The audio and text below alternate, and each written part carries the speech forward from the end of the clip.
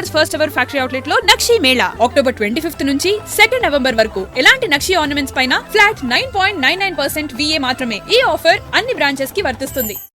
చెవెళ్లలో నిన్న జరిగినటువంటి ఘటన అందరినీ కలిచివేస్తుంది. 19 మంది ప్రాణాలు కోల్పోయారు.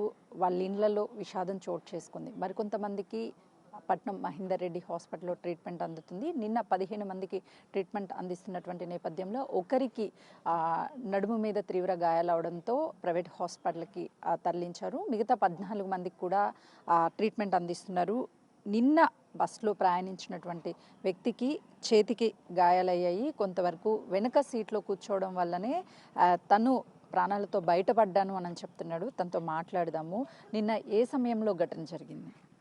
6:40 లోపు అయిపోయింది మొత్తం. మీరు ఎక్కడికి వెళ్తున్నారా? హైదరాబాద్ వెళ్తున్నా. తాండూరు నుంచి హైదరాబాద్. రెగ్యులర్గా మీరు డ్యూటీ పర్పస్ బస్లోనే వెళ్తూ ఉంటారా లేకపోతే ఓన్ వెహికల్లో వెళ్తారా? మామూలుగా అయితే నేను మొన్న ఫంక్షన్ ఉండే, దాన్ని చూసుకొని మండే వెళ్ళిపోమని ట్రైన్ మిస్ అయింది. 4 o'clock ట్రైన్, 5 o'clock బస్ ఉండే కాబట్టి దీనికి వచ్చేసిన. దానివల్ల మీరు ఎన్నో సీట్లో కూర్చున్నారు? అసలుకి ఆ టైంలో ఏం జరిగిందో కనీసం మీకు ఐడియా ఉందా? అసలు చూసేలోపు మొత్తం కంకరణ వచ్చేసింది లోపలికి, కళ్ళు తెరిచే లోపు అంతే. మంది మీ పక్కన ఉన్నటువంటి వాళ్ళు కానీ వాళ్ళకి కూడా డ్యామేజ్ అయింది. చేతులు ఇరిగినాయి, 2-3. నా పక్కన కూర్చున్న వాళ్ళకి చేతులు ఇరిగినాయి, సీట్లలో ఇరకబడ్డారు ఇట్లా. అంటే టిప్పర్ డ్రైవర్ గుద్దడా లేదంటే బస్ వెళ్ళి గుద్ది? టిప్పర్ వచ్చి గుద్దేసి. అంటే over speed, over speed, over full. అంత స్పీడ్ ఉన్నందుకే అంత ఇదైపోయింది కదా. ఇంతకు ముందు ఎప్పుడైనా అలాంటి ఇన్సిడెంట్లు చూసారా మీరు? లేదు, ఇప్పటివరకు ఎప్పుడు చూడలేదు. ఈ రోడ్ల మాకు ఇంత పెద్దది అసలు ఎప్పుడు చూడలేదు. మస్తు జర్నీ చేస్తా కానీ ఫస్ట్ టైం.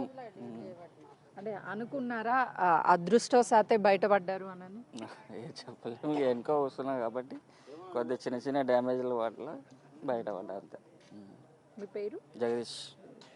హైదరాబాద్ ఉద్యోగం రీత్యా వెళ్ళడానికి ట్రైన్ బుక్ చేసుకున్నాడు. ట్రైన్ మిస్ అవ్వడంతోనే బస్సులోని ప్రయాణించానని చెప్తున్నాడు. నిజంగా చాలామంది కుటుంబాలలో ఒక చీకటి రోజునే నిన్న చెప్పాలి. 19 మంది చనిపోవడం కాదు, 19 కుటుంబాలు రోడ్డును పడ్డాయని చెప్పొచ్చు. నిజంగా ఈ తల్లి అదృష్టవంతురాలని చెప్పాలి. ఇప్పుడు ఎంతోమంది బిడ్డల్ని కోల్పోయినటువంటి తల్లులు తల్లడిల్లిపోతున్నారు. ఇక కనీసం చివరి చూపు కూడా చూసుకోలేనటువంటి తల్లులు ఎంతోమంది నిన్న మిగిలారని చెప్పుకోవచ్చు. చెప్పమ్మా, నిజానికి నిన్న జరిగినటువంటి ఘటన అందరి జీవితాల్లో ఒక చీకటి రోజు అనే చెప్పాలి. సో నీ కొడుకు అదృష్టవంతుడు అనుకుంటున్నాను. అవును మేడం, నా కొడుకు అదృష్టవంతుడే. ఉన్నోళ్ళంతా మాత్రం కూడా దేవుని దయ వల్ల అదృష్టవంతులే. ఇక నిన్న ఆడి వరకు చనిపోయిన వారు ఎందరో దేవుని కృపణ, మళ్ళీ వాళ్ళ కృపణ. పొద్దున లేచిన టైము బాగలేదు వాళ్ళది. ఇక కొంతమంది మృతి చెందారు. ఇక దేవుని దయ వల్ల మా కొడుకు మాకు మంచిగానే 9:30 కల్లా మాకు ఇరుకైంది. మేము చేసినాం 2:30 వరకు. అప్పటి నుండి ట్రీట్మెంట్ అందించింది. అప్పటి నుండి మా కొడుకు మాకు ఇప్పటి వరకు మంచిగానే ఉన్నాడు. మీకు వార్త తెలిసిన తర్వాత అనిపించిందా, అయ్యో నా బిడ్డ ఎట్లు ఉన్నాడు? చూడలేం కదా మేడం, దూరము ఒక్కడే ఉన్నాడు. ఏమైందో ఎట్లా ఉన్నాడో అని భయంతోనే హాస్పిటల్ వరకు చేరే వరకు, మాకు చూసిన వరకు మాకు అసలు మంచి శాంతి లేదు. వచ్చి చూసినాక మాకు దేవుడు నయ్యం, మా అబ్బాయి మాకు మంచిగా ఉన్నాడు, కూలుకున్నాడు, చాలు ఇంత దయ వలన ఇంత మందిలో మా కొడుకు మాకు మంచిగా ఉన్నాడు చాలు అని అనుకున్నాం మేడం. ఇది జరిగింది.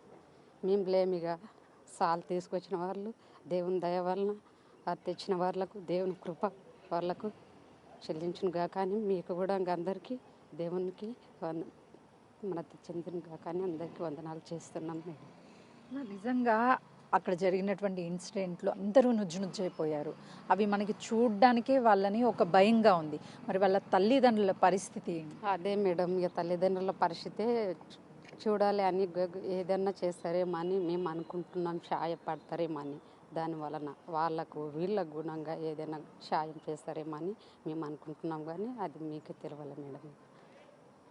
గతంలో ఎప్పుడైనా సరే ఇలాంటి ఇన్సిడెంట్ మీ చేవెళ్ళ ప్రాంతంలో కావచ్చు, వికారాబాద్లో కానీ జరిగాయి యాక్సిడెంట్లు జరుగుతున్నాయి? ఇప్పటి వరకు మేము చూడలేం మేడం. ఇప్పటి వరకు ఇట్లాంటి ఘోరమైన యాక్సిడెంట్ మాత్రం ఇప్పటి వరకు చూడలేదు. ఫస్ట్ చూసిందైతే నిన్న జరిగిన ఘటన ఇది ఫస్ట్ చూసడం. మా బాబు కూడా ఎప్పట్లో సంవత్సరంలో ఒకసారి 2 సార్లు మా ఇంటికి వెళ్ళేసి మళ్ళీ ఇంటికి ఇక్కడ వచ్చి డ్యూటీ చేసుకొని మళ్ళీ లీవులు ఉన్న టైం ఉన్నప్పుడు ఇంటికి వచ్చి వెళ్ళిపోతాడు. మంచిగా ఉన్నావురా అంటే మంచిగా ఉన్నామని అనేసాడు. సరేలే అంటాను. నిన్నటికి కూడా అట్లనే అనుకున్నాం. ఇట్లా జరిగేది నిన్న ఫస్ట్ టైం. అంటే మస్తు రోజులా ఇక్కడ వచ్చి డ్యూటీలు చేయబట్టి మాకు తెలిసిన వరకు అయితే 10-15 సంవత్సరాలు ఆయన ఈ అబ్బాయి చేయబట్టి మా తమ్ముడు చేస్తున్నాడు. వాడు 20 సంవత్సరాల వరకు ఉంటాడు ఇక్కడిని. వాళ్ళని కాళ్ళతో పాటు వాళ్ళని పెట్టుకున్నాడు ఇక్కడిని. ఎప్పుడు మంచిగా ఉన్న వాళ్ళే. నిన్న టైం మంచిగా ఎప్పుడు బాగున్నాడు అంటే దాన్ని సిచ్యువేషన్ పట్టి చూస్తే మా కొడుకుల్లో ఇప్పటి వరకు ఉన్న వాళ్ళది మాటకము దేవుని దయ వలన అలా టైం మంచిగానే ఉన్నది అనుకున్నాను. నిన్న టిప్పర్ డ్రైవర్ ఓవర్ స్పీడ్ అని చెప్పేసి మీ అబ్బాయి చెప్తున్నాడు, దాంతోపాటు చాలామంది చెప్తున్నారు. అలాంటి డ్రైవర్లకి ఏం చెప్తారు మీరు? ఏం చెప్పాలి మేడం, వాళ్ళకు తెలియాలి. వాళ్ళు నిదానం తీసుకురావాలి. నా ముంగళ్ళు ఏం వస్తున్నాయి చూసుకోవాలి. పక్కల ఆడ ఉన్న డ్రైవింగ్ అంటే ఇక్కడ లోడ్ ఉందా కాలు ఉందా మేము స్లో తీసుకుంటే బాగానేమో అంటానని వాళ్ళకి తెలియాలి. కానీ వెళ్ళేసిండు. ఇక మేము చూడలేము. నిన్న పొద్దున జరిగిన ఘటన ఎట్లా తలిగిందో కూడా చూడలేము. ఆ రూట్లో రాలేము నిన్న. ఇక మేము వేరే రూట్లో వచ్చినాము. అక్కడ ఎక్కడనో నైట్ వరకు ఇంకున్నారు అంటానని అన్నారు ఆ బస్సు అదంతా. ఇక ఇప్పటి వరకు మేము చూడలేము. ఎస్, నిన్న జరిగినటువంటి ఘటన టిప్పర్ డ్రైవర్ నిర్లక్ష్యం కళ్ళకు కట్టినట్టు కనిపిస్తుంది. ఓవర్లోడ్ స్పీడ్తో వస్తుంది. ఒకవైపు ఓవర్లోడ్ ఉంది, మరోవైపు స్పీడ్, రెండింటిని కంట్రోల్ చేయలేకనే ఈ ఘటన చేశాడు. ఒకవేళ అక్కడ ఉన్నటువంటి గుంతని తప్పించే ప్రయత్నం చేయబోయాడు, కానీ వెహికల్ ఆగకపోవడంతో ఎదురుగా వస్తున్నటువంటి బస్సుని ఢీకొట్టారు. ప్రస్తుతానికైతే 14 మంది హాస్పిటల్లో ట్రీట్మెంట్ అందుతుంది. ఈరోజు రేపు వాళ్ళని డిశ్చార్జ్ చేసే అవకాశం కూడా కనిపిస్తుంది. కెమెరామెన్ సంతోష్తో సుజాత, చేవెళ్ళ. నా పేరు లక్ష్మి. మాది కోస్గి మండల్ సజ్జకాన్పేట్ విలేజ్. మా కూతురు వాళ్ళ అత్తమ్మ ఇక్కడ గొంగపల్లిలో ఉంటుంది. ప్రతిరోజు న్యూట్రిషన్ కోసమని చేవేళ్ళకి వస్తుంది. అంటే హెర్బల్ లైఫ్, అందులో ఆమె కొంచెం జాయిన్ అయ్యి మందిని కొంచెం సపోర్ట్ చేసి వాళ్ళకి ఆరోగ్యపరంగా మెడిసిన్ ఇప్పించడానికి వెళ్తుంది రోజు. అలాగే ఈరోజు కూడా అలాగే వెళ్ళింది. అదే బస్కి ఎక్కుతుంది రోజు. అక్కడ 6:30కి ఎక్కింది మేడం మన్నెగూడెంలో. ఇక్కడ చేవళ్ళకి వచ్చే వరకు మాకు తెలియదు, ఎక్కడ యాక్సిడెంట్ గురించి తెలియదు. ఇట్లా యాక్సిడెంట్ అయిందంటే వచ్చినాము. ఆమెకి అక్కడ బాగా దెబ్బలు తగినాయి. మొత్తం కంకర మొత్తం ఆమె నిలబడింది బస్సులో.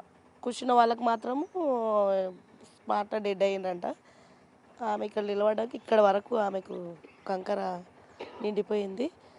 ఆమె అరుస్తుందంట, కంకర తీయండి అంటుందంట. కానీ ఎవరు కంకర తీయకుండా వీడియోలే తీస్తున్నంట. అక్కడ జనాలను మనం వాళ్ళను రక్షించేటట్టు ఉండాలి, కానీ మన కోసమని ఇట్లా ఫోన్ల ద్వారా పెట్టుకోం. కానీ అందరు అరుస్తుంటే కూడా ఫోన్ మొబైల్ తోటే వాళ్ళని వీడియోలు తీయడం ఏంది, వాళ్ళని రక్షించాలి. కానీ అక్కడ ఆమె మస్తు వలుతుందంట, కానీ వాళ్ళని ఎవరు పట్టించుకోకుండా వీడియోలు తీస్తుంటే ఆమె మొత్తం ఒక చెయ్యి బయటకు ఉందంట. ఆ చెయ్యితోటి మొత్తం తీసుకొని అందులో ఒకరు ఇద్దరు మంచిగా ఉన్న వ్యక్తులు వచ్చి ఆమెను బాడీకి బయటకు తీసిస్తే ఆమె సేఫ్టీగా ఉంది మేడం.